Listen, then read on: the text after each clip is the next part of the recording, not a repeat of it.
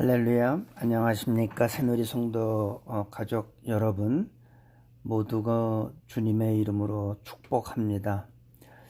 5월 달은 가정의 달입니다.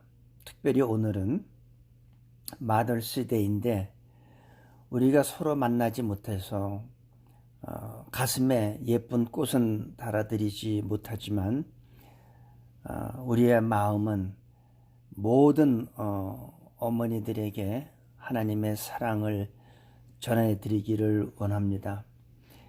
특별히 가정의 달 중에서 가장 중요한 게 우리를 낳아주시고 키워주신 그 어머니에 대해서 한번 생각해 보기를 원합니다.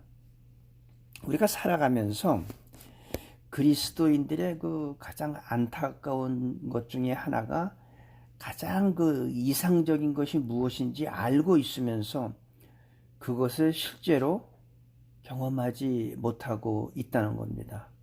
그래서 오늘의 말씀은 에베소서 6장 1절에서 3절의 말씀을 읽어보도록 하겠습니다. 자녀들아, 너희 부모를 주 안에서 순종하라. 이것이 옳으니라. 네 아버지와 어머니를 공경하라.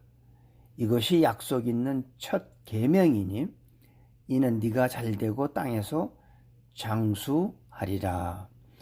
우리가 살아가면서 잘되고 장수하는 비결은 아주 간단하게 말씀하고 있습니다. 부모를 공경하라는 겁니다. 그것이 약속 있는 첫 계명이라는 겁니다. 우리가 10계명에 보면은 1계명부터 4계명까지는 우리가 하나님에 대해서 우리가 지켜야 될 계명이지만 5계명, 다시 말해서 약속 있는 첫 계명이라고 말씀하시는데 그것이 바로 첫 번째 나오는 게 부모를 공경하라는 겁니다. 우리가 세상에 살아가면서 가장 중요한 게 바로 부모를 공경하지 못하는 사람은 3절에 보니까 네가 잘되고 땅에서 장수하리라 했는데 만약에 부모를 공경하지 못하면 네가 잘 안되고 그리고 장수하지 못한다고 우리가 받아들일 수가 있습니다. 그래서 이 가정에 부모와 자녀 문제도 있지만 또 그거보다 먼저 우리가 에베소서 5장에 보면 부부 관계에 대해서도 말씀을 주고 있습니다. 우리가 이 가정을 들여다보면 두 가지 측면이 있습니다. 하나는 수평적인 관계가 있고 하나는 수직적인 관계입니다. 수평적인 관계는 남편과 아내, 그리고 수직적인 관계는 부모와 자녀 관계입니다. 그래서 어떤 부부는 아주 없으면 못 삽니다. 그렇게 사랑하고 서로 존경하고 아껴주는 가정이 있는가 하면 반면에 어느 가정은 서로 빈정대는 부부도 있습니다. 서로 욕하고 헐뜯고 하는 것을 보게 됩니다. 자기 배우자 앞에서 헐뜯지 못하니까 가까운 사람을 만나면 아내 흉 보고 남편 흉을 보는 것을 우리가 가끔 경험할 수 있게 됩니다. 그런데 하나님의 가장 그 이상적인 가정에 대하여 첫 번째가 부부 관계고 두 번째가 이제 부모와 자녀 관계인데 어느 사람도 예외 없이 사람이라면 누구나 가정이라는 울타리 속에 존재할 수밖에 없습니다. 그래서 그 가정이 어떠한가에 따라서 그 사람의 인격과 신앙이 결정되는 겁니다. 그래서 많은 사람들이 배우자를 볼 때 그 가정을 본다고도 합니다. 그런데 이 그리스도인의 가정은 이 땅에서 천국을 경험할 수 있는 유일한 장소입니다. 그리고 가정은 하나님이 주신 선물입니다. 이상적인 가정은 기본적으로 이제 두 가지 관계 아까 말씀드렸는데 수직적인 관계와 수평적인 관계. 수평적인 관계는 남편과 아내 관계고 수직적인 관계는 부모와 자녀 관계죠. 그런데 그 수평적 관계와 수직적 관계 그 중심에 예수님이 존재하는 것이 바로 그리스도인의 가정입니다. 우리가 살아가면서 행복하고 이상적인 가정은 수평적과 수직적 그 관계 중심 교차로 부분에 예수님이 계셔야 한다는 겁니다. 그런 가정에서 자라나는 자녀는 결코 잘못될 수가 없습니다. 왜? 우리 예수님께서 다 지켜주시고 인도하시고 축복하시고 보호하시기 때문에 그렇습니다. 그런데 서로 사랑하고 공경하고 헌신적이고 희생적이지 않는 위선적인 가정이 있죠. 자기 자신밖에 모르는 이기적인 그런 가정이 있습니다. 그런 가정에서 자라나는 자녀가 잘 되는 것은 기대하기가 매우 힘듭니다. 물론 하나님께서 특별히 도와주셔서 어떤 최선의 결과는 나올 수 있겠지만 그것은 아주 특별한 예외이지 정상적인 경우는 아니라고 생각됩니다. 그래서 우리가 먼저 생각해야 하는 것은 일방적인 관계는 없다는 사실입니다. 우리가 흔히 아내를 흉보고 남편을 흉보지만 모든 관계는 일방적인 건 없습니다. 서로 상호 관계, 상호 작용하는 겁니다. 모든 관계가. 그래서 잘못이 있다는 것은 양쪽 모두에게 책임이 있다는 것입니다. 아내나 남편의 관계나 부모와 자녀 관계도 마찬가지죠. 부모만 일방적으로 잘못할 수 없고 그렇다고 자녀만 일방적으로 잘못할 수도 없다는 것입니다. 모든 관계는 상호작용하는 것이기 때문에 항상 양쪽에 다 문제가 있다고 보는 겁니다. 부모와 자녀 사이의 문제를 생각할 때 우리가 먼저 생각할 것은 부모 입장에서 이런 문제를 풀어가는 것이 아니라 자녀 입장에서 풀어가야 한다는 사실입니다. 우리가 그런 얘기를 해줘. 내가 네 나이 때는 우리가 많은 그 부모님들이 자기 자녀한테 얘기할 때 내가 네 나이 때는 얘기하는데 바로 그건 무슨 얘기입니까? 내 입장에서. 하지만 부모 입장에서 어떤 문제를 풀어가는 것이 아니라 자녀 입장에서 풀어가야 문제가 해결된다고 저는 봅니다. 자녀가 부모에게 순종해야 하는 이유를 우리가 한번 살펴보면은 첫째는 도덕적입니다. 자녀가 부모를 섬기고 공경하는 것은 성경이 아니더라도 많은 곳에서 찾아볼 수가 있습니다. 이건 아주 본능적이고 자연적인 것입니다. 기독교에서만 강조하는 것이 아니라 모든 사회가 갖고 있는 공통적인 것입니다. 그래서 믿지 않는 사람들도 그 부모님의 그 사랑, 특별히 그 어머니의 그 은혜가 가히 없어라. 나실 때 괴로움 다 잊으시고 오죽하면 그런 노래가 다 있겠습니까? 이거는 아주 지극히 자연적이고 본능적인 겁니다. 그 다음에 두 번째로 우리가 보는 건 자녀가 부모를 공경해야 하는 것은 성경이 하나님께서 명령하기 때문입니다. 아까도 잠깐 말씀드렸지만 십계명에서 인간이 인간에게 지켜야 할 첫 번째 계명으로 바로 부모를 공경하라는 겁니다. 부모에게 순종하는 것이 이 자녀에 된 도리라는 겁니다. 부모를 공경하는 것, 부모에게 순종하는 것. 이거는 부모가 잘할 때는 내가 순종하고 부모가 못할 때는 내가 무시하고 대들고 하는 것이 아니라 어떤 경우든 부모가 나에게 해준 것이 없고 어떤 경우에도 성경은 부모를 공경하라는 겁니다. 잘할 때만 하는 게 아니라 나한테 부모가 못한다 하더라도 그 부모를 공경하는 것이 바로 하나님이 원하시는 겁니다. 그래서 1절부터 3절에 보니까 자녀들아 너희 부모를 주 안에서 순종을 하되 주 안에서 순종하라는 겁니다. 이것이 옳다고 하십니다. 자녀들아 너희 부모를 주 안에서 순종하라. 이것이 옳으니라. 주 안에서라는 말은 무슨 뜻일까요? 주님의 관점에서 보라는 겁니다. 나의 관점과 나의 판단, 나의 기준에서 결정하지 말라는 겁니다. 주님의 관점에서. 내가 기분 나쁘면 다 기분 나쁘죠. 내가 은혜로우면 모든 것이 은혜롭지만 내가 기분 나쁘면 오히려 짜증과 화만 나기 때문에 모든 것을 자기 기준으로 보기 때문에 문제가 생긴다는 것입니다.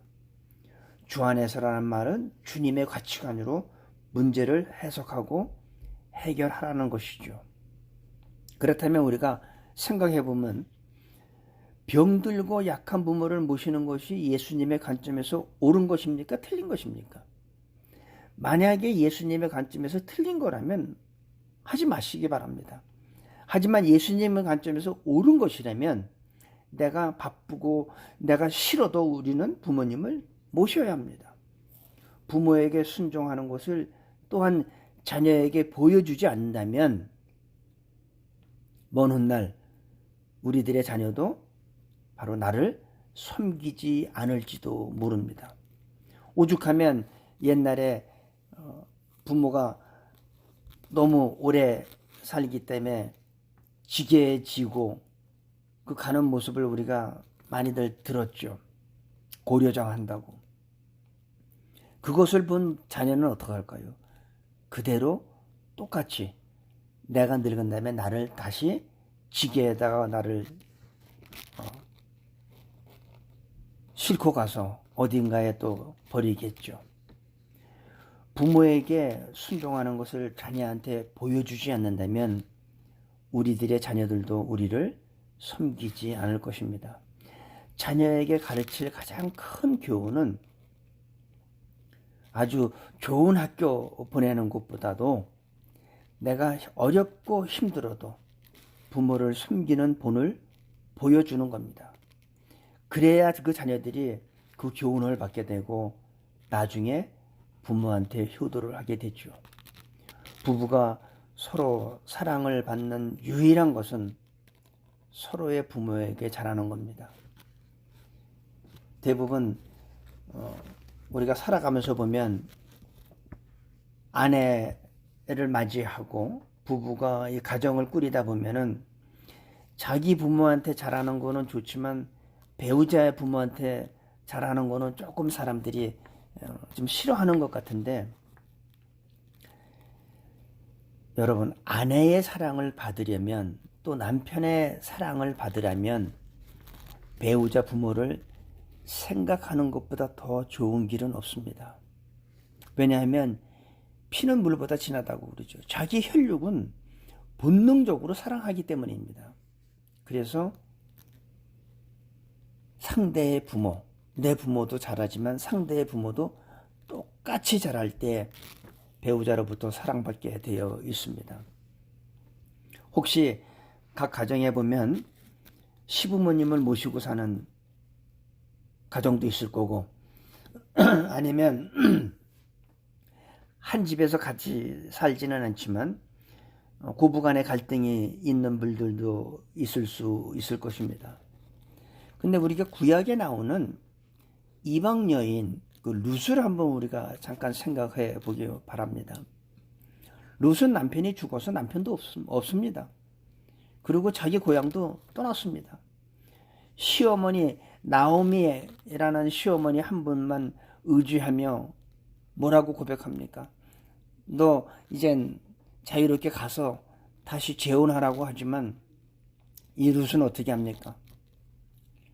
그 시어머니한테 어머니의 나라가 나의 나라요. 어머니의 하나님이 나의 하나님이요. 어머니가 죽는 곳에 내가 죽겠다고 끝까지 따라갑니다. 이방 여인이었지만 이 룻은 이러한 믿음과 헌신이 있었기 때문에 남편도 없이 그 시어머니에게 이런 헌신이 있었기 때문에 예수님의 족보에까지 들어갈 수 있었습니다. 어저께 전도사님이 새로 이번 일주일 우리가 공부할 마태복음을 보내주셨는데 거기에 보면 이 족보에 나옵니다. 이방 여인이지만 예수님의 족보에까지 들어갔습니다. 항상 우리는 내가 하지 않는 이유가 있습니다.